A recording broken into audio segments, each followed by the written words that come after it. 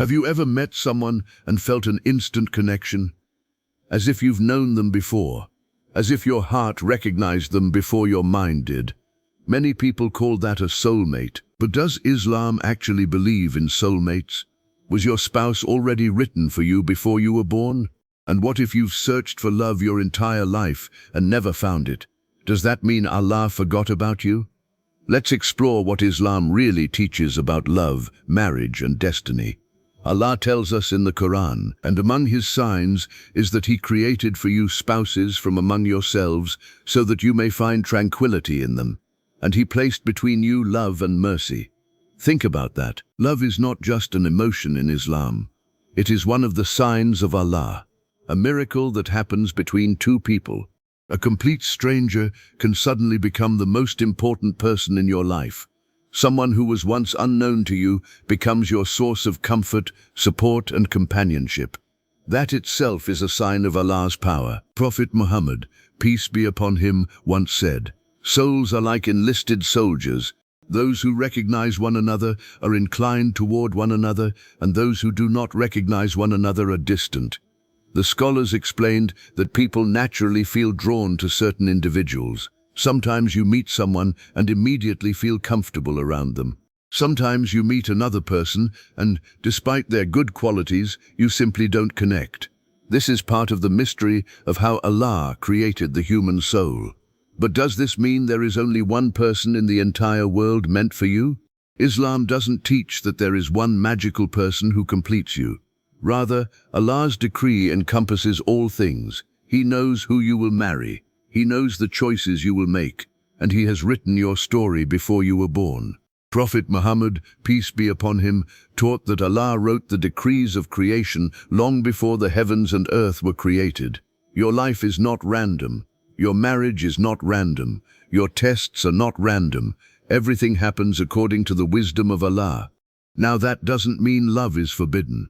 In fact, Islam recognizes love as something natural. The scholars spoke beautifully about it. They explained that love enters the heart by Allah's permission. You cannot always control who you feel attracted to. What you can control is what you do with those feelings. Do you pursue them in a halal way?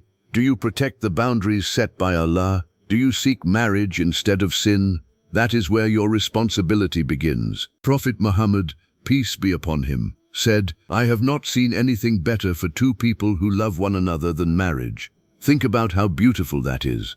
Islam doesn't deny love. It guides love. It protects love. It gives love a path that leads to blessing rather than regret. Yet not every love story ends the way we want. Sometimes two people seem perfect for each other. They share the same values, the same dreams, the same goals, yet somehow it doesn't work out. Why?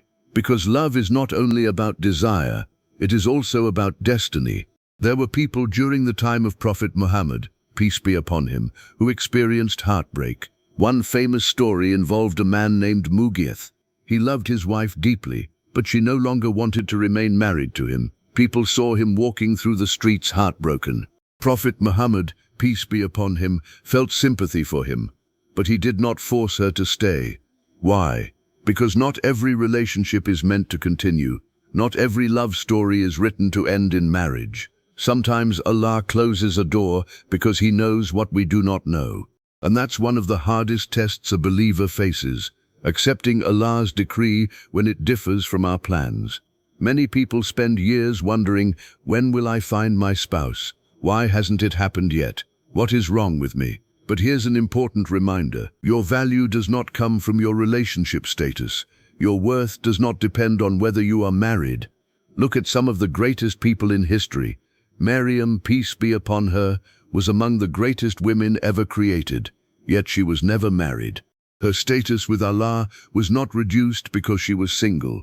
Likewise, many great scholars of Islam never married, not because marriage is bad, but because Allah had written a different path for them. They devoted their lives to knowledge, worship, and serving the Ummah. And through that, they left a legacy that continues centuries later. Does that mean you should stop searching for marriage? Of course not. Prophet Muhammad, peace be upon him, encouraged marriage. He taught us to seek righteous spouses. He taught us to look for faith and character. He even encouraged companions to look at a potential spouse before marriage so that affection could develop between them. Islam is realistic. Attraction matters, compatibility matters, character matters, faith matters. All of these things play a role. But at the end of the day, the result belongs to Allah. You make the effort, Allah decides the outcome. That's true for wealth, it's true for health, and it's true for marriage. Sometimes Allah gives immediately, sometimes He delays, and sometimes He gives something completely different. But every decree contains wisdom, even when we cannot see it. Perhaps the greatest lesson is learning to trust Allah more than our own expectations. We often create perfect scenarios in our minds. We imagine the perfect spouse, the perfect marriage, the perfect future. Then reality arrives and looks completely different. And that's where faith is tested. Can we trust Allah when life doesn't follow our script? Can we believe that His plan is better than ours? Because Allah sees what we cannot see. He knows the future. He knows the hearts of people. He knows what will bring us closer to Him, and He knows what will ultimately bring us peace. If marriage comes, thank Allah. If it is delayed, trust Allah. If a relationship ends, trust Allah. If your story unfolds differently than you imagined, trust Allah. Because Al-Wadud, the most loving, has not forgotten you.